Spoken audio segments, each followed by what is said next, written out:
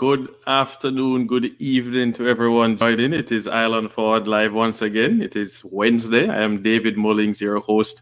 Super excited to have you join us today because we're going to be talking about an interesting topic, dealing with Jamaican stereotypes. As you know, last week on the show, we were talking about what makes us proud to be Jamaican. But during that discussion, we had some comments that came in and had to do with the pet peeves that we have as Jamaicans. And then a few days later, there was a post from the BBC for a show called Famalam. It's a skit comedy show. And basically, Jamaicans everywhere have been outraged since that because of the stereotypes. So today, I'm going to have more guests than I normally have. We're going to have Odessa Chambers, a British-born Jamaican based in Jamaica now. I'll have her on. You're going to have Nathaniel Peat. I've known Nathaniel since 2007. We served on the Diaspora Advisory Board together in the Future Leaders capacity. And Nathaniel is now on the Global Jamaica Diaspora Council for the south of the UK, the United Kingdom. We're going to invite Kim Marie Spence. Kim also serves on the Diaspora Advisory Board. She deals with culture, creative arts. And then we're going to have Tara on here as well, also in the UK. So we're going to have a wide range of opinions. I think this is something that's going to be important. I'm looking forward to these comments. Look at this. I see Anne is here. Thank you for letting us know about this. And you didn't see the skit, but yeah, we'll share the link. I'm not going to play it on the show. I really don't want to give it that visibility because I do find it offensive as a Jamaican that's now based between the US and Jamaica. I myself obviously deal with the stereotypes of Jamaicans, but we need to make sure that we follow up on that because there's something probably different about how the UK is seeing it. So waiting for each of these people to get in, but I need some people to shout out. Tell me where you guys checking in from. I want to see which cities, which countries you guys are watching from, so we can do that little roll call at the start. I see Nathaniel is ready to come into this and start and talking as well. But let me get some shout outs. I want to shout out. I see Rachel in here. Thanks, Rachel. Big up for supporting. You're watching from Facebook. We have people on Facebook, not on Instagram today. We're on Facebook, we're on Twitter, and we're on LinkedIn, and we're on YouTube. So thank you very much for signing in wherever you're signing in from. But big up. So London in the house. Big up London in the house. I see Webster. I see Sham is in here. So that means Texas is in the house. Vancouver, BC. Oh gosh, British Columbia. Guys, we'll get calling. I know you want some warm weather. So Sham, yes, she's in Dallas, Texas. Michael is back again this week. I mean, Vegas. Vegas is here. What's here? Illinois, USA. All right, we got some USA in the house. UK, Corey. Big up Corey Hyde. Oh, look at this one. I'm not Jamaican, but in London, I'm disgusted by it. I like that, Liza. I like that. And we got Paulette in Montreal. Love Montreal. Great reggae festival when it happens. And then Christine, Kafo's daughter, signing in from New York. Big up. Bed-Stuy, Brooklyn, New York. We got Brooklyn in the house. And then we got Tida. Toronto is in here. And look here, we got Fort Lauderdale. 954 in the building. Velora, Auntie Velora, thank you for checking in. We got some New Jersey in the building. So while we get that roll call going, it's now time for us to get into the meat of the matter. I'm going to bring in close friend of mine, Nathaniel Peat. He can give you some more color on what is the show in the BBC, what is the skit, and then why this matters. So let me bring in Nathaniel now. Sir Nathaniel Peat. Yes, David, can you hear me all right? Yeah, man, we heard you loud and clear. That look like a pilot headset, which I know you're a pilot.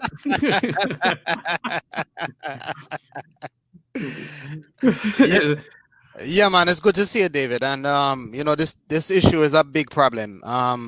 We had something which was posted on Twitter. In fact, this is the first time we actually saw this footage of actors which appear to be faking a Jamaican accent. Of course, they are from West Africa, not from Jamaica.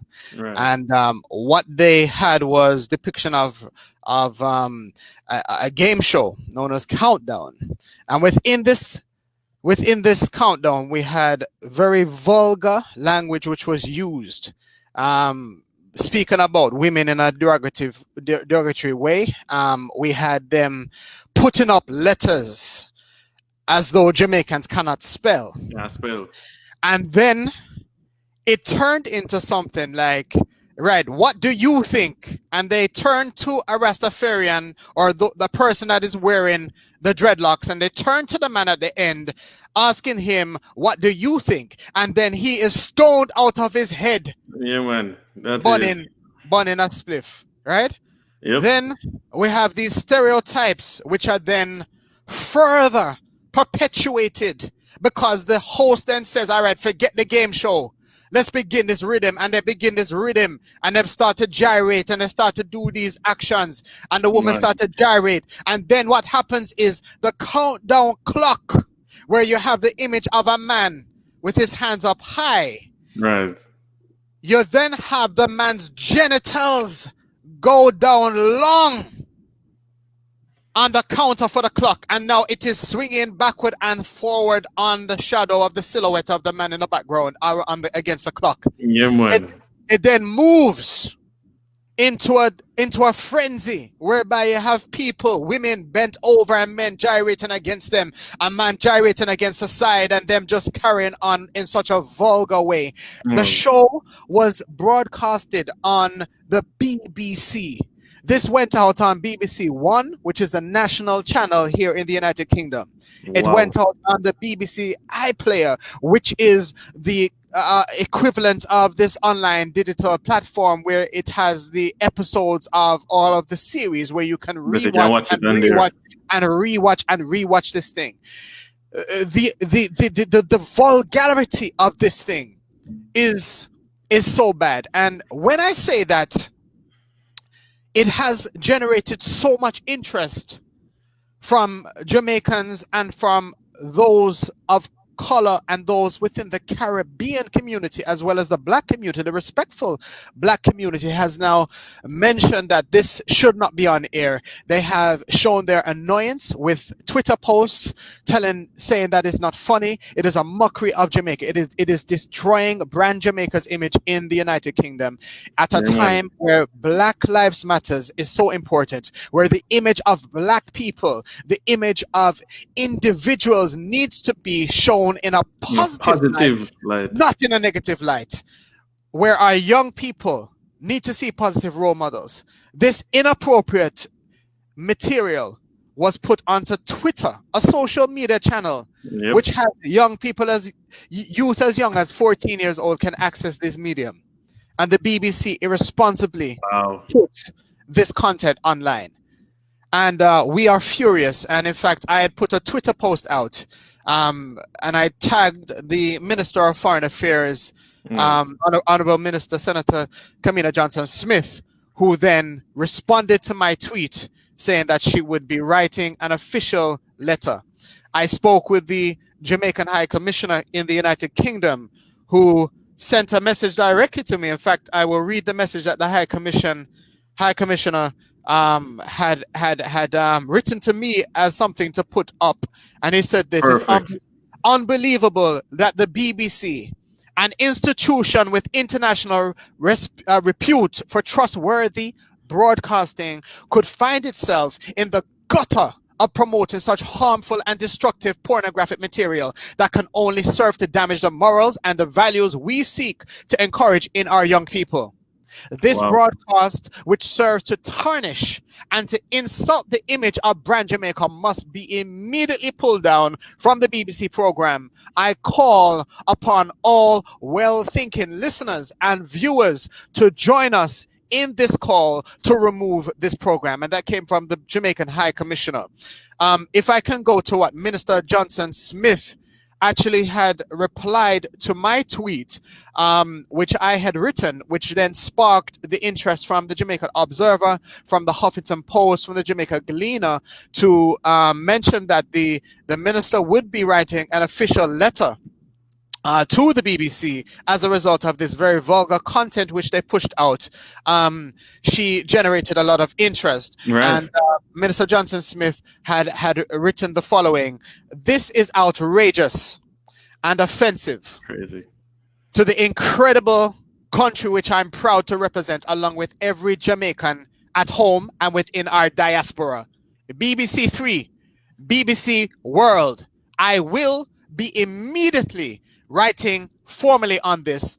hashtag stop this show. And so we really charge the Jamaican community internationally, in fact, any respectable person, to get on this, to stop this show, to get this thing pulled down. We've written letters directly to Ofcom, which is the official reporting, broadcasting, monitoring regulator. That's right, here in the United Kingdom. In addition to that, complaints have been lodged at the BBC. It really is bad, really bad. No, man, that is good. All right, so Tariq saying hey to us. Let me bring in Odessa from Jamaica, and here Odessa is a British-born Jamaican as well, works in production in Jamaica, television production, and I want to hear her opinions as a Jamaican based in Jamaica, but born, raised in Britain with that exposure as well. Because you are actually in the UK right now, correct, Nathaniel? Yes. All right, so let me bring in Odessa now, and then I'll come back to you. Odessa, welcome. Yo, my day, I know, so you just hear what Nathaniel say, and you didn't see his tweet. You just saw the BBC one, and you had gone on and commented about this because you are a person, you host your podcast, Reasoning with Odessa, and you're all about the culture, especially promoting Black culture. How did you react when you first saw this tweet with this clip? Well, what I first saw was a post from The Guardian, the UK Guardian, and then I clicked on and I read it, and then I went down to the BBC, the actual clip, and I was just disgusted and instantly tweeted, you know me, I don't really mince words. This is efferis, and that it needs to, if it's been broadcasted already, it needs to stop, it needs to come down. But at the same time, me growing up in the UK, it wasn't shocking because culturally what they do is that they always sneak in subtle things that is derogatory towards Jamaicans or Black people or Africans, period. So for me growing up, that's how the system is. That's how Great Britain is. Wow. They're sneaky with this. It's just like you'll mention it to your friend growing up in the UK who might be white, and he might say, oh, all right, Winston, just keep it quiet. It's all right. It's just a giggle. Winston, the word Winston alone is a derogatory thing because they think like all Black guys are Winstons, are called Winston. So that's another stereotype. So it was shocking, but it wasn't like outrageous for me because I know that's what they do all the time. So you are someone who works in television production, and so you understand when something is, for example, like an In Living Color that we grew up seeing, right? Is a sketch comedy show or Saturday Night Live versus what this happened. Like this seems to have gone beyond the pale and not just the traditional. Let's put on some, locks and play some reggae music. This just went so much further. How do you think they managed to approve this? And this was done by Black actors. This wasn't white actors pretending. This was done by white actors, from what I've been told by a sister-in of mine that's based in the UK, Marianne, that the director is African. I'm not sure, Nigerian, Ghanaian, whatever. And no, the director is white. The producer is African. The actors are obviously Black. But again, it doesn't shock me because, you have people that will do their thing for money and don't care. They don't care. They just want to collect their money. They're not for the cause. There are a lot of people that are in production who are Black or people of color that will do anything for money, to collect their money. They're not for the cause. It's just like me working with House Hunters International. They're coming to Jamaica and I'm telling them that we're not shooting any gullies, we're not shooting any ghettos, we're not driving through there. And I took my stance with them with that and made sure I told the driver that we're not doing that. We're going to show Jamaica in the light in a different way. They want that. Oh, it's grimy, it's this and that. We're looking for, no, because Kingston is not only like that. This is what Kingston is like. So if you as a producer or somebody in production doesn't take a stance, then you just don't care. So if you're not brought up that way to be a bit more radical and thinking in a certain way, there's not going to be any changes. You know, just collect your money and keep quiet and just do your thing. So would you say that this is a reflection of a bit of mental slavery? Yeah. It's colonialism still. Not every Black person is for the cause, and we've got to understand that. You know what I mean? Not every Black person. Some people just want to keep quiet and they're not about it, or they do it because it's hype or it's cool now to be pro-Black because Black Lives Matter, or they're doing it to have a hashtag and to push themselves or pivot themselves into something that they're not really about. It's just clout chasing, or it's just something because everybody's talking about it. But we really have to be about the cause. So people who are working in production, and there's lots of things that have happened in Jamaica that have come out that's derogatory in Jamaica. I had an opportunity to work on Top Boy. I didn't want to work on Top Boy because Top Boy was not promoting Jamaica or Jamaicans in the UK in the light that I want to see. I took a stance. I did not want to see shotters because I'm tired of seeing movies that are going to be stereotypical of what our culture is, and we're more than that. So I take a stance of not working on projects like that. I take a stance of not producing projects like that. When I do television, Jamaica's Daytime Live, I take a stance not to promote unhealthy topics that are for our nation, you know? So I like it. I'm going to bring in Nathaniel and Pete, both of you on here now. And I love that you brought up Nathaniel is back now, and I love that you brought up. Nathaniel. Well, I'm Odessa. I just said, what you saying? What you saying, Odessa? You're cool. You're cool, man. You know, so the little poster behind. You know, I'm not used to this though, because I'd rather have a little bit of rhyme or something when I'm doing these kind of things. No, well, that's not used to be behind the camera. I'll be honest. But all right. So Odessa, you brought up something that I have to then touch on. We talk about stereotypes, and I want Nathaniel to comment on this as well, because we all in the same age group, our generation. And you brought up Shutters, you brought up Top Boy. And I go back to Steven Seagal and his movie that, you know, Marked for Death, and the way Jamaicans were portrayed in that film, the way we get portrayed consistently in Hollywood and now obviously in the British. What has caused that? Is it that our music or dancehall in particular tends to make people think that way, or is it that we have a few Jamaicans have given us a bad name? We haven't pushed back. The rest of us haven't. What is it? What has caused We don't own our media. That's where it starts from. Oof. So we cannot put out shows. I was watching Vikings. I've been watching Vikings on Netflix, and I'm sitting there watching Vikings, saying to myself, oh my goodness, I wish I had a budget. I wish I can speak to all the top Black money people to do a movie on the kingdom of Mansa Musa. I would love to see it like that. We don't own our own. That's why I took a stance of having my own little media platform, which is O Access Jamaica. And I'm happy to work for a Black-owned company such as Television Jamaica at the same time, but we have to own our own media, and we have to support our own media. And you know more than anybody, David, that I've been campaigning for this for the past 3 years, that we need to support and own our own media and do our own things on our own platforms. There's so many television stations in Africa that we can do. There's so much television stations in Jamaica or across the Caribbean that are Black owned. We can pitch to Revolt, to Puffy Station. There's so much, but we pitching to these other companies that are white owned, that only have an agenda to make us look bad and not to promote us in a positive light. We're not going to really get what we really want at the end of the day. Yep. I love it. And so Nathaniel, you are an EY entrepreneur, right? You actually mentor a lot of people. You're a successful entrepreneur. You graduated from a Branson Center out of the UK. You're very well known on that side. Do you agree with Odessa about that one, about owning our own media, telling our stories? Absolutely. I completely agree. You see, the thing is, any changes that need to happen from the top.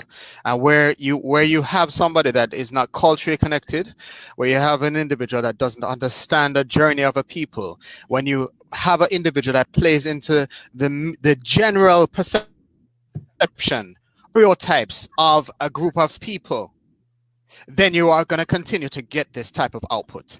In order for us to create any type of changes, we need to have individuals that look like us, that have experienced the same type of thing that we have in those positions of influence.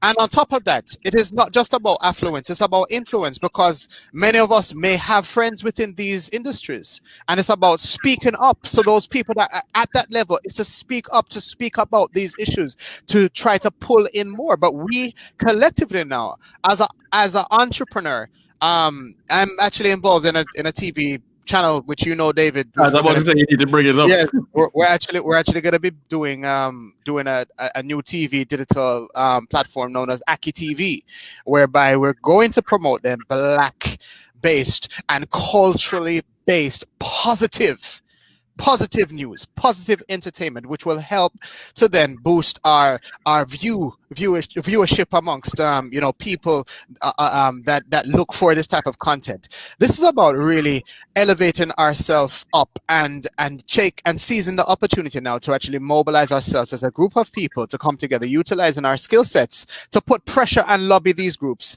to put pressure on the BBC, to force their hand somewhat to do things which are better. But on top of that, it is for us to strategically place ourselves in a position whereby we're able to influence. We're speaking about having more Black directors. We're speaking about having more Black. When I say directors, I don't mean directors of the films and directors of the content of the shows. I'm speaking in terms of the business directors. Yep. These are the guys that hold the money, that hold the cash at the top. We need people around that table. Then we push pressure from beneath, we push pressure from the top, and we begin then a cultural shift. The problem that exists in the United Kingdom, it is systematic. It is built into the backbone of the British system. It is built into the backbone of the banks. It is built into the backbone of the police. It is built into the backbone of corporate London. It's built into the back of the television and media. And so it is about tearing down the systematic racism and to tear down these ideas which are perpetuated to really knock down and to push down a group of people. And I think this is a good time to do it. We have the world speaking about Black Lives Matters now, and now's the time to do it. This show, just to add to this, in fact, this show in particular has mocked even slavery, whereby on one of the shows, one of the episodes, you have an episode whereby one of the slaves says, "Slaves' lives matter. Slaves' lives matter." Then you have one of the other slaves say this, "But slave masters' lives matter too." And then there is this dialogue between the two in the middle of the middle passage. No, man. Where this greatest atrocity that has been done to our people, where there has been no reparations for the terrible thing that they did, where you had billions of pounds equivalent to what was awarded them with the lost property of slaves that went into these over 200 families in the United Kingdom that have benefited from this. And they have mocked using our own people that look the same as us to bring humor to this. And I think it's just wrong. This would never be done with Nazi Germany. No. Whereby they will say Nazi lives matters too. That would never happen. Never. It would never happen. So why has this happened to us? Again, we don't own anything, and we don't have That's the truth. We don't have anything that says that's put in place like what the Jewish community has. When you understand me, to say that this is wrong and we're going to shut you down, and same way like they shut down Wiley. It's so I love you. I love you. They don't have it. They don't have it. So we don't seem to be united as a Black diaspora. The Jewish diaspora seems to be united. Whether it's Jewish people, because I have friends, right? I have investors who are Jewish, and they have said to me, "David, I don't understand why all of you Black people in the Caribbean, in South America, the ones in the diaspora in Canada, the US, the UK, how come you guys don't have one big organization with arms in different countries that can speak as one voice and ensure that people aren't..." It's going to take a while because it's divide and conquer. And we've been divided and conquered, and we're not, until we understand each other and our colonial mindset to get rid of it, it's still going to remain the same. But we right now, as David and I are partners, so you have to stick to like-minded people who are going to share that whole dream with you. And once, as we say, we're a culture of follow, love follow things. So once they see certain things happening, follow fashion monkey, gone by rice and peas. As soon as they see us doing it and moving as a movement, that's when they're going to jump on board. And it's sad to say that not everybody are a part of, they're not leaders. There's only probably 10% of us that are leaders that are going to do it for the rest of us to move forward, All right, hold on. Nathaniel, I see you saying exactly. But that was funny to see pop up because you here, but okay, you're saying exactly. But Ingrid is saying, our good friend Ingrid is saying, we must start with what we have. We have cell phones, we have podcasts, we have blogs. Start there, and I love exactly that. What I'm saying. Yeah. So on point, and so you have your podcast, Odessa, which has gone from audio to now video and audio. Nathaniel and I were on a phone call yesterday because Real Vibe Studios, which works with you on that, which is owned by Blue Capital Partners, is going to make sure that content shows up on Aki TV, and then we can start building that. So I love that. And see, Kian saying mindset for real, which is, would you say Garvey is where we need to start to talk about that mindset and that unity? Mind control. We have to control our minds, and it's as I said, we've got to support. When Ingrid brought up that, we support each other. I've been supporting other podcasters, jumping on board of their podcasts. We're doing the same thing. Also, the artists, the people that are pushing music out there and asking us when we take our time out to promote them, they have to take their time out to promote us and give us back the love, and not just be supporting the white-owned publications that are making them feel that they've arrived, because we know that they've always arrived and they've always been our stars. You understand? Billboard. Yeah.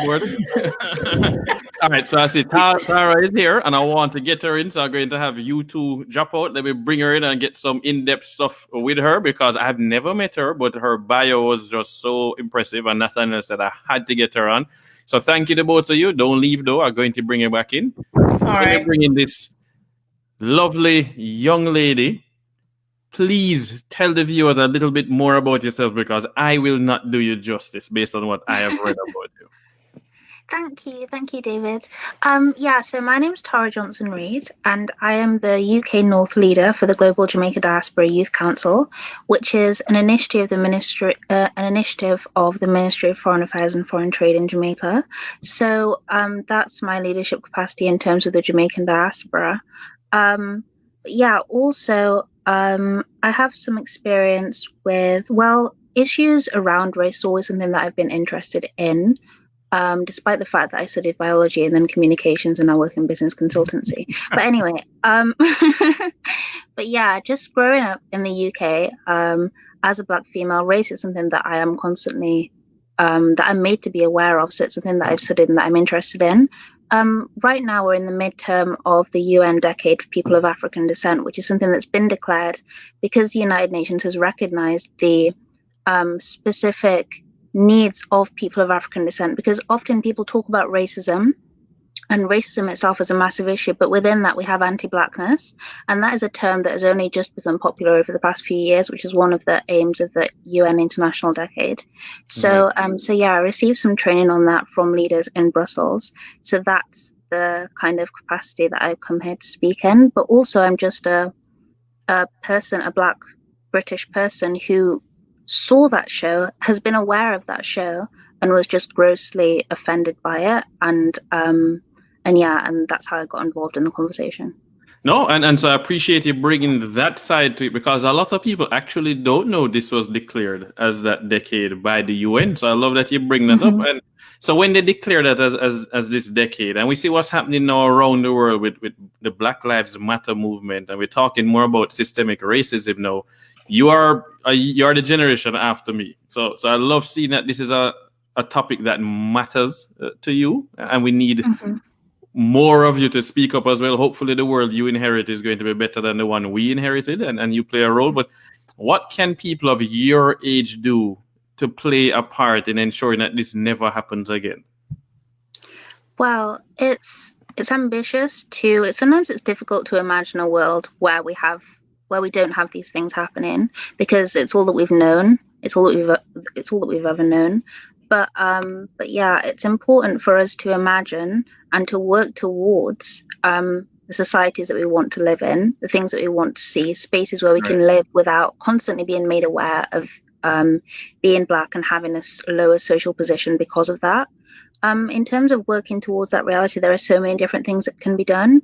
I know that you've already spoken about kind of building our own spaces and having our own resources, and that's something that is really important. But then at the same time, we can't neglect the avenues that we have within the institutions that exist. So the BBC has a complaints procedure, and we saw over the past month, there was a really unfortunate and terrible incident where they actually used a really severe racial slur, the N-word, live on air twice. The BBC broadcast that, yeah. So, and 18,000 complaints were received in response to that via the BBC complaint system and Ofcom. And the volume of complaints was really important to just demonstrate that people in the society were not happy with that and that wasn't acceptable. So we need to build our own spaces and institutions and respect the work that our counterparts are doing, but also we need to exhaust the avenues that we have within these institutions to really make our voices heard and let it be known that these things aren't acceptable. So yeah, like retweeting, speaking, and just going online and complaining through those avenues, those things are important as well, to try and work towards that future with less racism. Do you think there is also a place for us to actually take jobs in these places and try to change them from the inside and out? It seems that is that a realistic venue, or you think that when we get in there, we just get silence instead? I don't know what it's like in the UK. Yeah, so that's kind of a debate that's ongoing. There are some institutions that are just so that's why we talk about systemic racism as well. So some people don't realize the difference between systematic racism and systemic racism. So systematic means that there is a series of functions that are designed for a racist output, but systemic racism means that even though the overall aim of the system might not appear to be racist, it doesn't matter who acts within the system because of the way that it's been put together in the first place. No matter who is in charge, the outcome is still the same because of the way that it was designed. People accuse the police force in America of being that way because it was designed initially as a slave catching organization. But anyway, so in terms of trying to change institutions from the inside, I think that, like I said, we have to exhaust all avenues because as we live our lives and try to imagine the future, we also have to be trying to work towards what we want to see. So and there's no blueprint for this. So I think that we have to do everything that we can. It is true that some people get into these positions and are kind of used as tokens and then don't really fulfill their roles in the way that we want them to. But that doesn't mean that we should give up on participating in these structures, because that is also a way to cause change. All right, I'm going to ask you one more question and then bring in Odessa and Nathaniel as well, because I want their opinion on this one. But Elaine is pointing out, I would like one of you to walk in my shoes for 1 month as a Jamaican who has reached the top of the food industries in the place where I'm living, only for it to be destroyed by Black Americans. Jamaicans just need to have an opportunity in Jamaica so they can stay and build a country. You are obviously of Jamaican heritage as well, but you were born in the UK. Has that caused friction with other Black diaspora members in the UK? Because I know here in the United States we've had major issues, and we've seen it right now with the vice president pick, Kamala Harris, being told she's not Black enough by some Black people. That's not anybody else saying that. So, and I personally experienced that going to university here in the United States. Is that something you're experiencing over there? Well, people on social media joke about diaspora wars and like Jamaica versus Nigeria and Jamaica versus the whole continent of Africa, which is obviously ridiculous. Jamaica's a tiny island. I take that as a compliment. But on a serious note, sometimes we're kind of described as being a monolith of like Black people as being like one group. And the reality is that we have so many different ethnicities within that, so many different cultures, nations, languages, and there will be differences between people. You spoke before about the Jewish diaspora. There are other diasporas that we end up comparing ourselves to who share a common language, who have few different ethnicities within their diaspora, but the Black diaspora is very large and very diverse, so there always will be differences. I've found my experience of going to university in the UK, I went to the University of Leeds, and I found that was really an education in terms of learning more about other different types of Black people and learning to appreciate their cultures. I know that actually the television show that was broadcast that kind of sparked the debate and controversy, it wasn't written by a Jamaican person. It was written by an Ivorian. So I think that's an example of where there's been a misunderstanding and a lack of empathy when it comes to differences within the diaspora. But that's something that we need to be aware of and kind of work through. And we have to remember that we're not a monolith. We are different, and we have to respect those differences. Respect the difference. So I'm going to bring in Nathaniel next, and then Odessa to talk about their experiences with that. But I love what Anne is saying right here, is that when she went to grad school in USA, I was asked if I was sure I was really Black because I didn't talk like my African-American classmates. And so I can speak to that. I went to school in Miami, which is a very multicultural and diverse community. In fact, there's a city, Miami Gardens, which was founded by Jamaicans.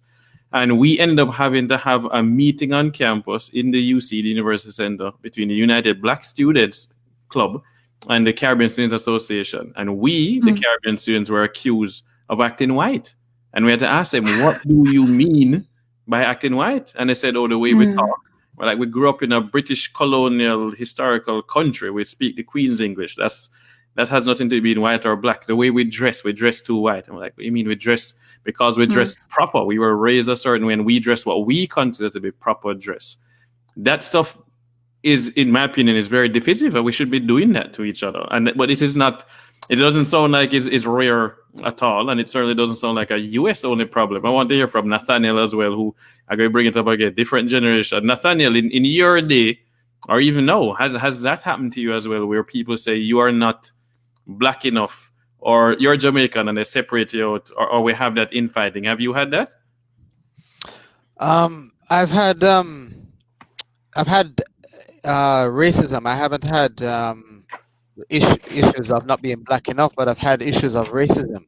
And we have to own our culture, and we have to be engaged in our culture, but I think we need to be adaptable, and this is about a re-education of our people, really, because the fact that I might change my accent right now and talk like how Tara talks is because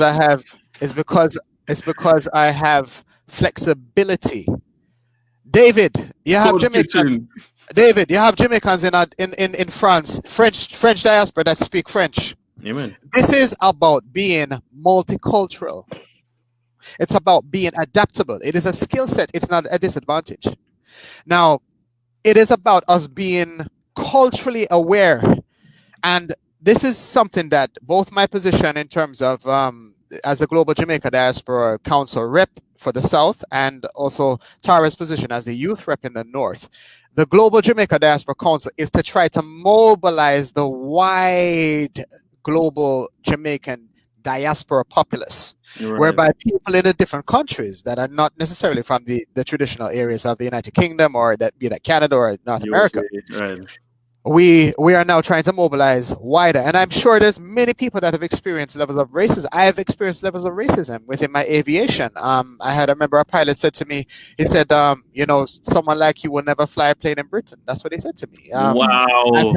I've had comments like this. There's two people that shouldn't be in the flight deck. One is a woman, the other is the N-word.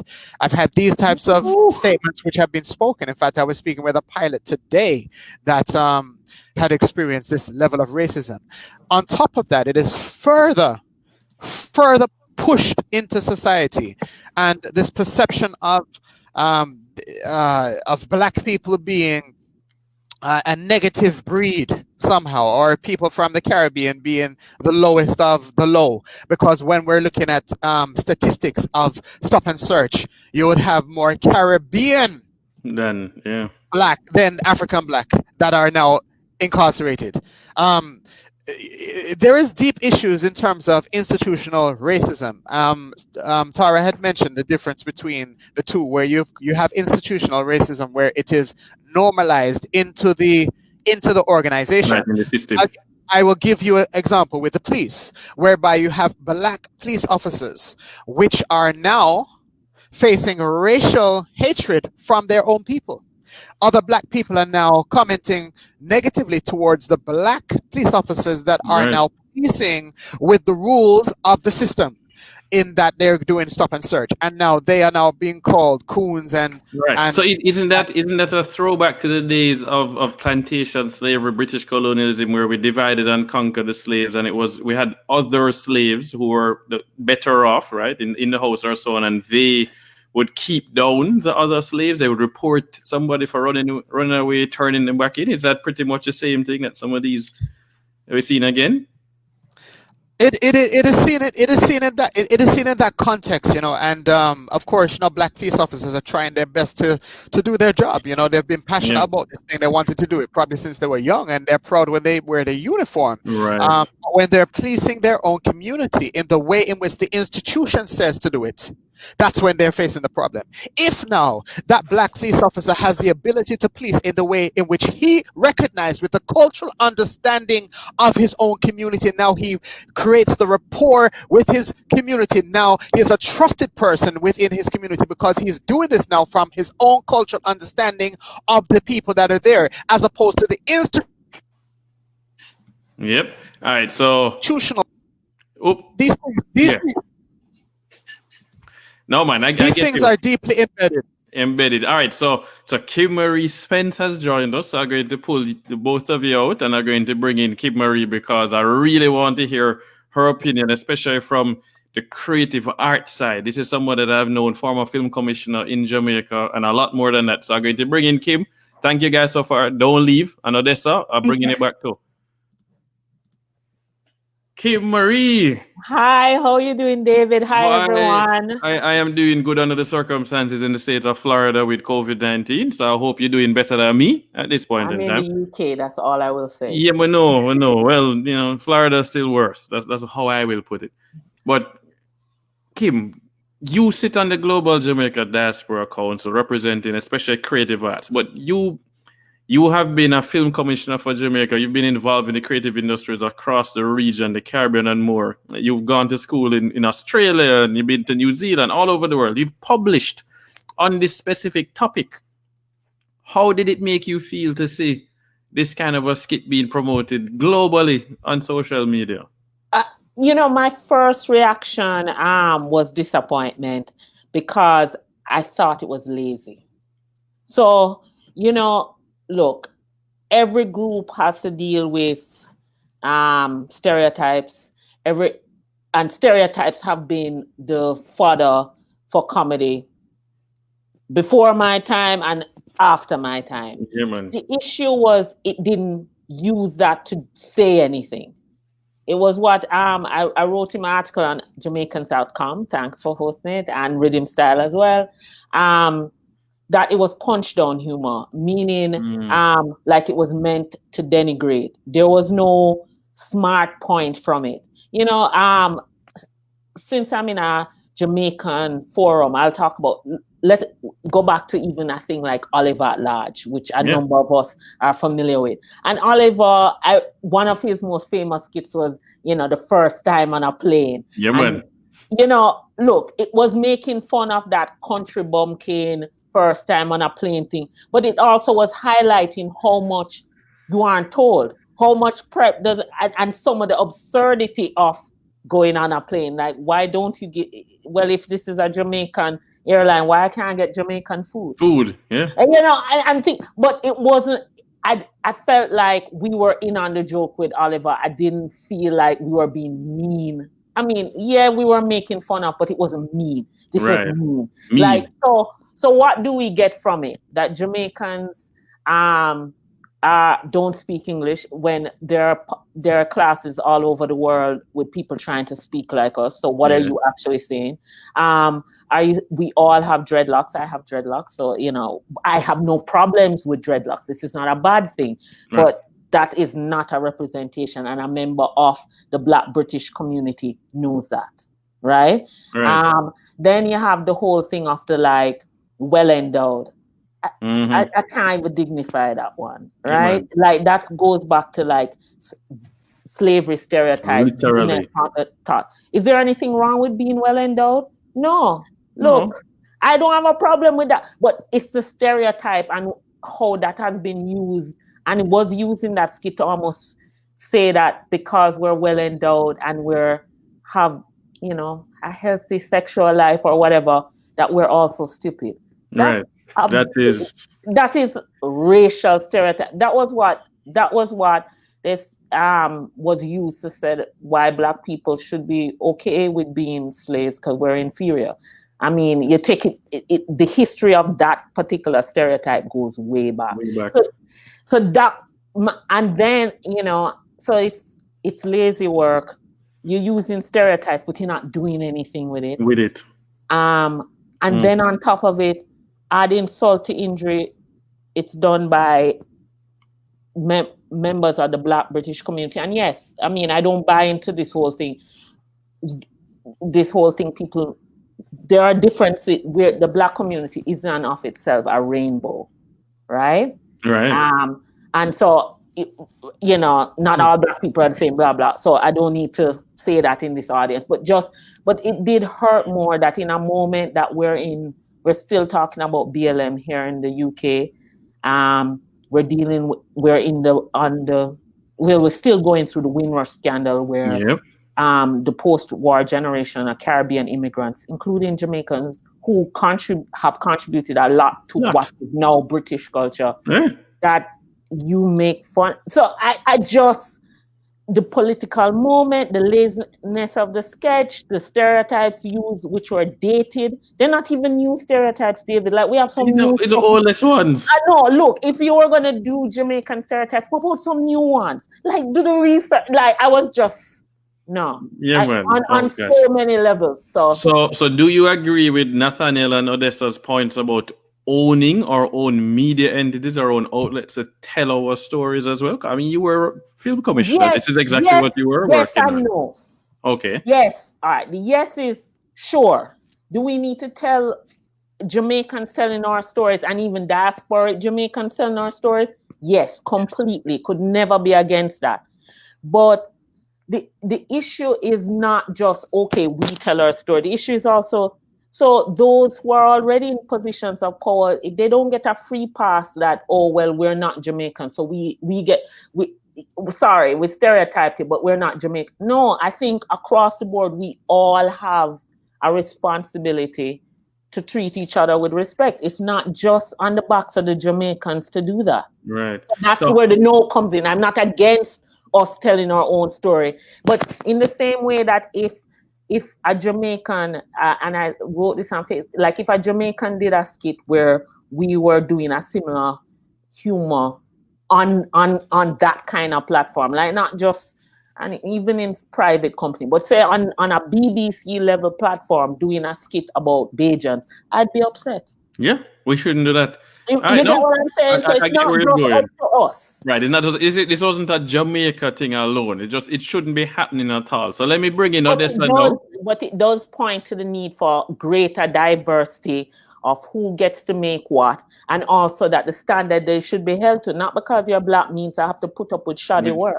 No, I like that. So I'm going to bring in Odessa as well alongside you, Kim, so I get both of you on screen at this time. Hi, Odessa. How are you doing? Odessa, you're on mute still, so unmute yourself. Yeah, man. All right, let me rewind that. Wagwan, Kim, wagwan. Long time. Hope to IRL. We'll meet IRL. All right, good. Kim just wants to sound younger, that's why she use IRL. I just typed it in another conversation. In real life, I'm making peace with my age. Hey, but you know, you actually have to explain that for some of the people watching. My aunt is actually watching, and I don't think she know what IRL stands for. So in real life, that's for those of you who don't know, IRL stands for in real life. So we want to meet IRL, obviously. So Odessa, you've been hearing what Kim's saying. Where do you stand with that? You're there hand in hand with Kim, 100%, 80%? I'm still, listen, I'm going right back where everybody's talking about where what I think has happened in the UK, to be honest, is that Black people, because I don't understand this thing about Black. I call myself an African. I'm an African first. I'm an African first. And until we get that trajectory that we are all Africans first, I don't have to hear from another person on the continent that I'm not African, because me tell them about them clout. Them can't tell me that I'm not African. So we need to get the trajectory out there that we are Africans first and foremost, and that we need to own for us. In the terms of what Kim was saying, in the sense of it was shoddy work, yeah, it was lazy. It was terrible writing, it was terrible acting, everything was wrong with that. But again, me growing up in the UK, born and bred, seeing how everything is, it doesn't surprise me. It shouldn't surprise anybody, because that's the narrative. They own it. We can't go inside and do anything to change that. We will never be able to change it. I don't know why people think that we can make small little changes, but it's not going to happen. They own their own thing. It's their thing. Just like we go back to the whole Verse and Billboard thing. It's for them ting and not for we ting. Yep. So we'll get this. Go on, Kim, go on. All right.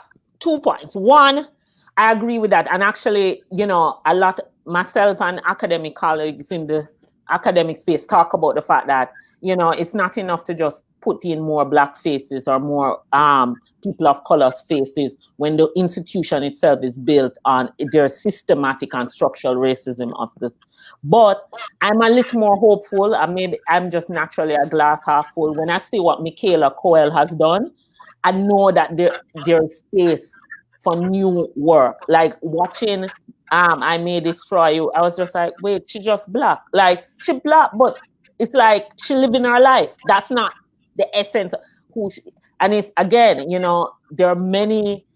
Yeah, but that's just that's one little token that's going to get in. You understand me? Fair, but it's the same.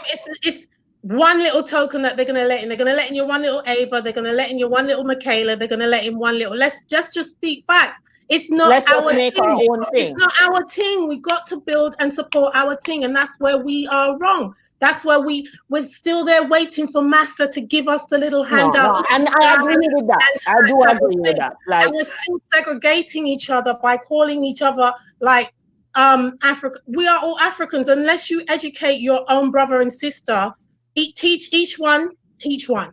Unless we are going to sit down and talk to our own people, I agree with the whole thing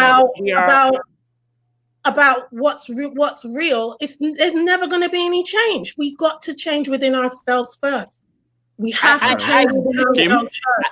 I do agree with what one, us needing to own our own platform, yes. Like, no disagreement. But we own our own platforms. We own our own platforms. My thing is, and build them and support them and champion them and push them and celebrate them. That's what we need to be doing. The other part of what Odessa is saying about, us seeing ourselves as African, on a personal level, definitely don't disagree with that. But that skit is also symptomatic that this is not a notion that's widely held.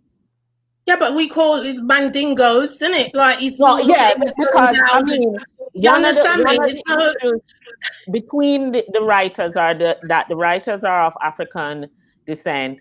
The writers are of African descent, but again, the UK, what we've lost in the UK with Black people is that Black people have forgotten to be African or themselves and have turned into English people.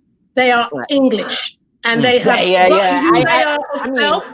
And those writers, we don't know what those writers are about, and that's the problem that's happening in the UK right now.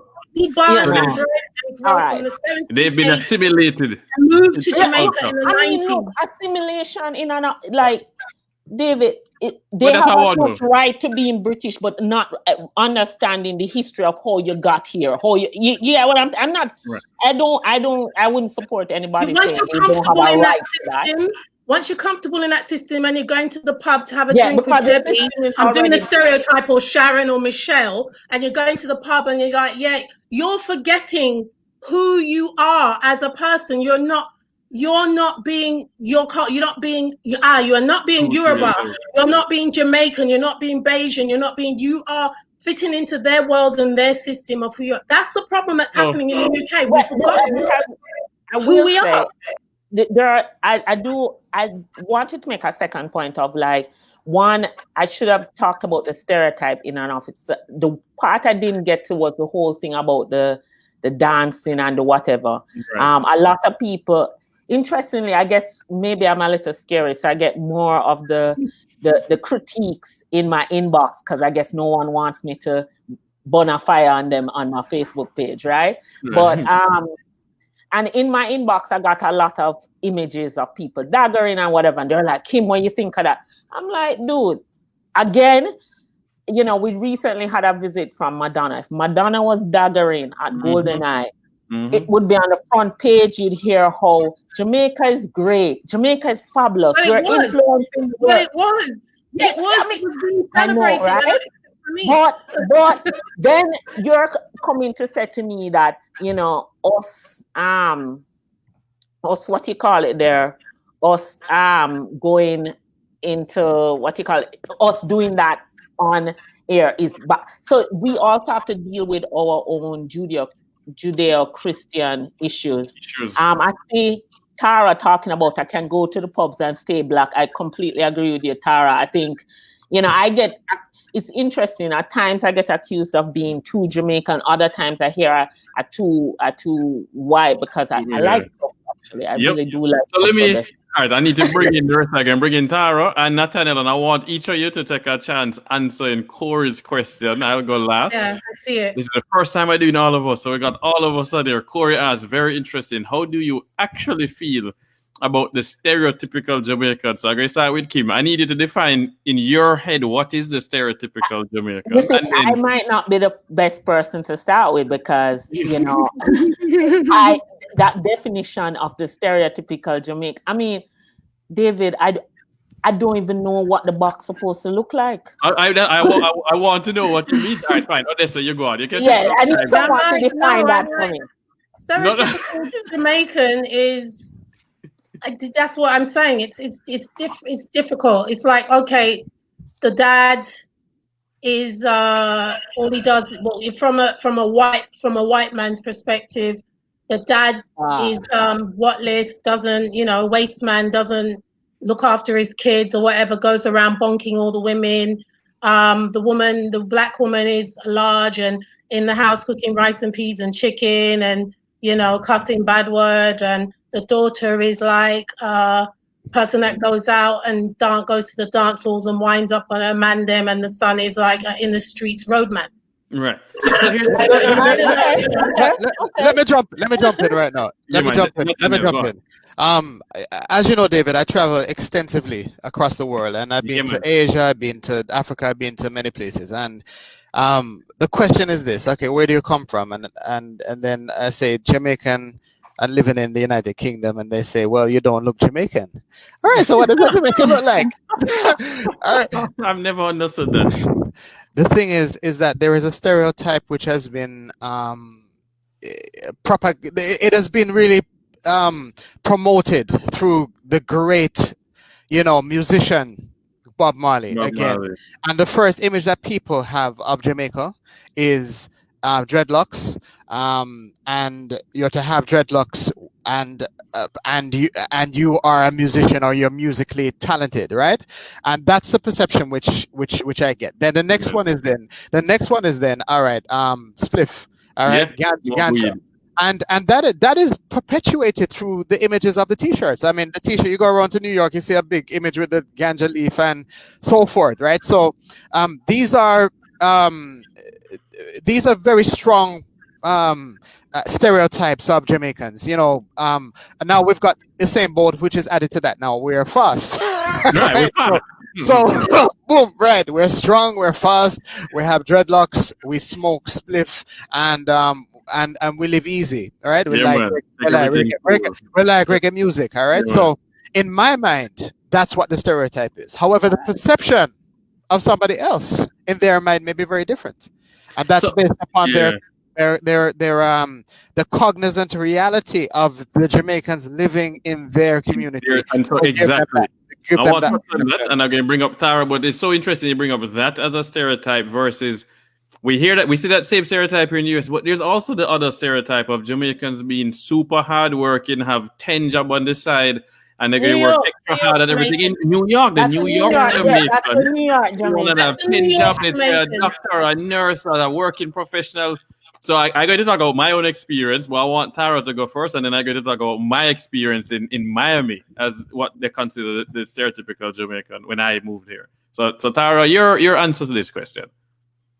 Yeah, so I'd say that we've covered a lot of the bases. There is the stereotype of like a lot of Jamaicans being Rastas. I think sometimes when I speak to people that I know in the UK who haven't been to Jamaica before, they're always surprised to know that the majority of Jamaicans are Christian and not Rastas. I don't think that I don't know, there's no such thing as a stereotype that's progressive or that's useful for the people who it represents. Right. Because we are such a small island with such a small population that has all of these outsized celebrities like Bob Marley, Usain Bolt, which are famous and have a reach that really goes beyond the size of the population. I guess we are kind of the kind of backlash, the negative side of that is that we have these individuals who represent such a diverse population. Right. But yeah, I think that what we have to do is just continue to be ourselves and take up space. Acknowledge that like these stereotypes, wherever we find them, especially when they're as offensive and tied to this like history of racism and anti-blackness as the stereotypes in that show are, when we find stereotypes like that, we have to challenge them. Otherwise, we're just forever tied to these images that don't really represent who we are as a people. Yep. All right. So Akila in New York, immediate past advisory board representative for the Northeast USA on the Jamaica Diaspora Advisory Board, says our stereotypes very relative to the audience you're interfacing with, and that goes into my comment now about my experience as a stereotypical. And I will come after you, David, and then you come, Kim. Yeah, you have something now. I love it. Yeah, man. And we're going over time, but it's fine. This topic's too important. So I grew up between Kingston and Miami, and then Pembroke Pines. So Kingston 21 is what we call South Florida. And I was playing football at age 15. I went to play for the Pembroke Pines Optimists, and so this is a team that's mixed. So it's men and women, male and female. We formed this big circle of 30 players to then figure out who is going to play. We're trying out that night, and the coach kicked the ball to me a few times. I control with the left foot, pass it here, do this. So I do all of that stuff, and then he says, "Where are you from?" "You're pretty good." I said, "Oh, I'm from Jamaica." "Okay, good. You're going to be our forward." And I was like, "But coach, I grew up playing defense in Jamaica, in high school. Like, why am I the forward?" "You're Jamaican, so that means you're fast. We're going to kick the ball past the defense. You're going to run it down and score." So I know, laughing, I can't believe it. Go home and tell mom I was a leading goal scorer that season in the league, and I was the fastest person. It actually has worked out that way, but I ended up playing that position because an American white coach thought I would be fast just because I am Jamaican, right? And the same thing happens now when you go to any party in Miami. Everybody assumes that Jamaicans can dance. So I remember I was in Germany with a Jamaican guy that grew up in Miami, a founder of a tech startup that I was advising. And when we had a party night, we're just doing like mid-season, we're doing a party. We're living in Berlin for 3 months. And so we got to select music. So I put on Sean Paul, Get Busy. And me and there are Willie Bunks and dance. And one of the people said to him, "Hey, Mike, how come you can't dance like David?" And Mike is like, "No, David, born and raised in Jamaica. I don't have rhythm." Like, and he felt, and they made him feel bad for not being able to dance because in their stereotype, Jamaicans know how to actually do some moves and can dance. So it's so interesting to see, depending on where you are and who you're facing, is exactly what happens. So Kim, I know you ready for go tell me some things now. Come. No, look, like I have to start off with what Tara has said about stereotypes are not used, like they're meant to box you in, right? They're meant to limit your world. They do, even if they do ring true for individuals like myself. I'm Rasta, but a very lapsed Rasta. I mean, the elders are in disagreement with my stylistic choices, put it mildly. You know, I am into music and creative. So, you know, I'm hitting all these like a lot of the stereotypical things, and then I don't, you know, and that's the limit. So they're like, all right, cool, you know, Kim's into, you know, Rasta into music, loves reggae, you know, will fly back to Jamaica just to make Rebel Salute, big up to the Rebel. But, you know, but then on the other hand, there are other things, you know, you've lived all over the world, and I get that here in the UK, but you're Black. You live all over the world and speak X amount of languages. So, you know, there are limits to these stereotypes. And so the thing is, I think I advise when I have to mentor other Black women, I'm like, live your life. Live your life. Do you think? Don't be trying, you know, I mean, sometimes the stereotype help you out, right? And given the fact that most of the stereotypes that people of color have to deal with are anti and not pro, I guess when it works for you, I'm not apologizing for that either.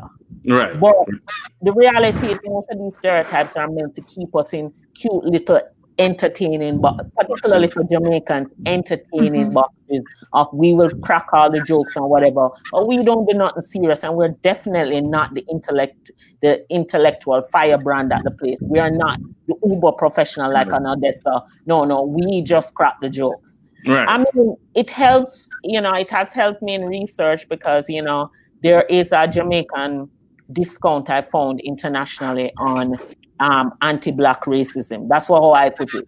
So, you know, when I lived in Mumbai, for example, my Nigerian friends had it rough. Wow. Me, we don't like Black people, but Jamaicans, all right, you can come to the party. You know, and just that intersectionality of being Black and whatever that we have to be aware of, because, you know, then you hear West Indians talking about African Americans, oh, they don't work hard. I'm like, do you understand that you're not being perceived in the same way? And so that kind of intersectionality that we have to understand about the position we hold, the advantages and the disadvantages. We are treated differently because we are Jamaican. I saw it in Germany, I see it in the United States. No, listen, I was going to parties all over Mumbai, and if any Black person will tell you, life in India is rough as a Black person. It's rough. But, you know, Jamaican schools, I just grabbed all my friends with me, but I was very well aware of why I wear my Jamaica jersey every chance I get to know. I need everybody to know that I'm Jamaican. You know, but that doesn't mean that there aren't other limits to stereotype. Like, I can't be the one writing, you know. It's interesting, like, the white person who writes about the reggae industry and the music industry is taken far more seriously than me. Than you, of all people. All right, guys, so we're at 1 hour and 7 minutes, and I see Rachel Bird asking me what's the temperature. Yes, Rachel, you missed the commentary. The temperature, enough cussing going on. So you can go back to the start when the show finished, and you can watch it from the start, and Nathaniel can fill in, and then the rest of them. So I want to close with just a short closing comment from each of you. I'm going to start with Nathaniel, because I want the women to close it out. So start with Nathaniel, and then we go to Tyra, Odessa, and then Kim Marie. You see, around the topic of stereotypes, we can discuss the problems over and over again, but then it is about sowing the solutions and sowing into strategies of coping mechanisms, because life is tough and you get pushed around and you get beat up through general life. On top of that, we have to deal with the racial pressures and the prejudices within our societies. The critical thing here for the diaspora is identity. There has been a number of studies which have been done across the United States, the UK, and also in Canada, whereby those of Jamaican heritage do not quite feel Jamaican, but they don't quite feel from the US, or they don't quite feel from the United Kingdom. So there is this in-between space, and there is an identity crisis. Anytime you have an identity crisis, that has an impact on your self-esteem. It has an impact on where you are as an individual. You're not grounded. At which point then, You have then the influences of the stereotypes, which you will play then directly into. You will know the work that I do with offenders, young offenders, safety box. Especially with the safety box with my enterprise. We've worked with a number of youth, and where we have youth at risk that are failing in the system, they play into the stereotype, or you're going to end up in a gang. All right, so then you're speaking this word into the atmosphere. The word manifests, then it becomes a reality now, because that is the identity, because you don't have an identity. You're not rooted anywhere. You attach yourself to the identity, and then you perpetuate it into the system, which then has a perception of who you are, and you accept that. Now, a way in which we can combat this is moms and dads. Teach them about their heritage and their culture.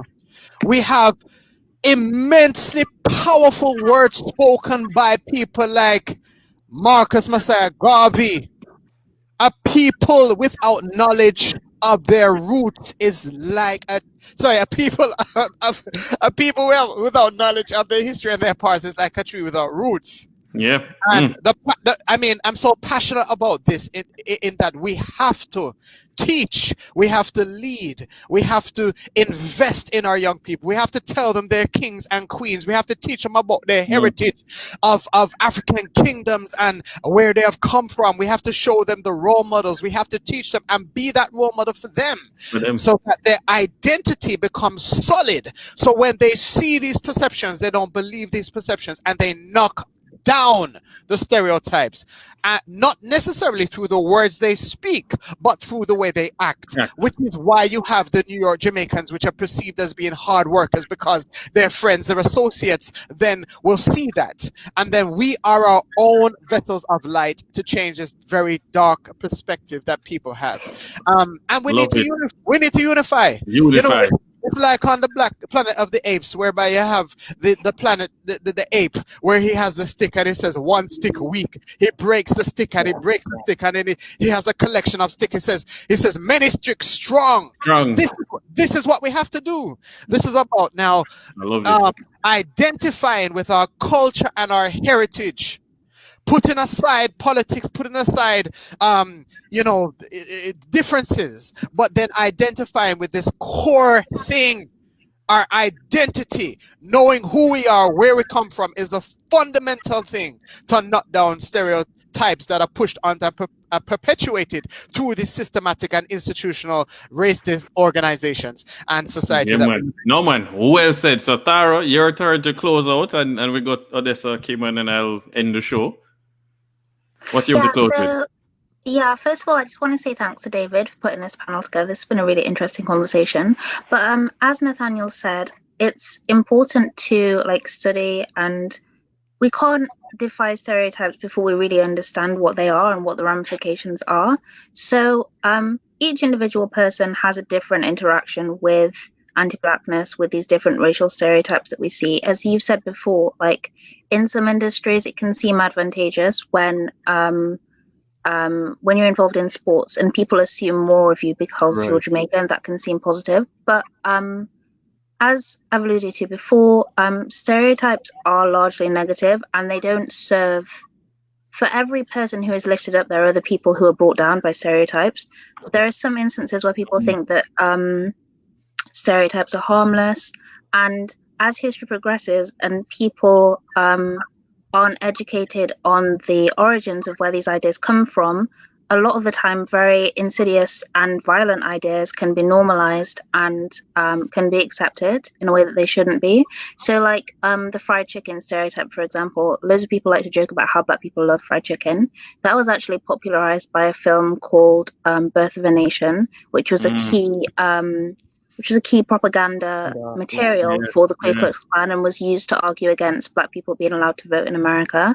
So when people joke about fried chicken, they don't realize that they're perpetuating a stereotype that has a very malignant past. So I think that when we see these shows, like the show that was broadcast on the BBC, and it has these tropes in it that we're familiar with that might seem like fun or just lewd, it's important to challenge them wherever we see them. So even if it just seems like the phallic stereotype about Black men, that also has a really dark past. So when we see these instances of things that don't really define who we are as a people, but kind of attempt to impose this kind of trite idea that we are just one and we can't be the different, and we can't be as diverse as we truly are as Black people. We should always challenge that and try to exhaust the avenues that we have within these problematic institutions to make it known that these things aren't acceptable. And simultaneously, at the same time, we have to try to build our own spaces and support our own endeavors so that we can have alternatives and so that we don't have to always consume from these systems that weren't designed to serve us. So that's what I would say. In conclusion, we have to continue to build our own, but also exhaust the avenues that we have to change what we see, because it is possible. We just have to imagine it and then work towards it. All right, no, thank you for that. So I'm going to start taking out one by one. So I'm going to say thank you, Nathaniel. I'm going to pull you out now. Really appreciate what you brought to this conversation, man. Love it. And then Thara, wow. I love the whole talk about systemic and systematic. Even I learned from that one. So thank you so much. So now we're going to go into Odessa. What you want to close with for this audience, Odessa? Yeah, I'm not long-winded in anything. Yeah, you're a that behind the camera person. unless you have rum for reasonings and on the podcast. I just want us, stereotypes are a part of life. Everybody has stereotypes in our culture. My thing for us as a people is, again, we are Africans first.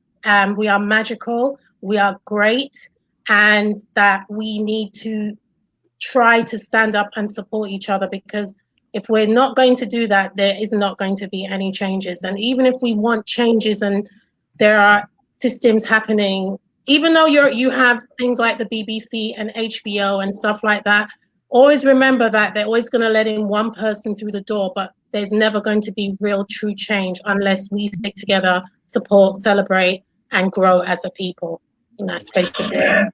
Love it. Thank you so much, Odessa. Thank you. Kim Marie. Oh, I should have argued not to be last. But I think, look, a few points. I think my closing is one, supporting the sentiment that we need to support our own platforms. My own studies on, how Nollywood grew, how Bollywood grew, were through their own platforms, and now the system is inviting them in. And so there is an important need for us to organize and challenge these stereotypes where we see them, because they're harmful, they're limiting.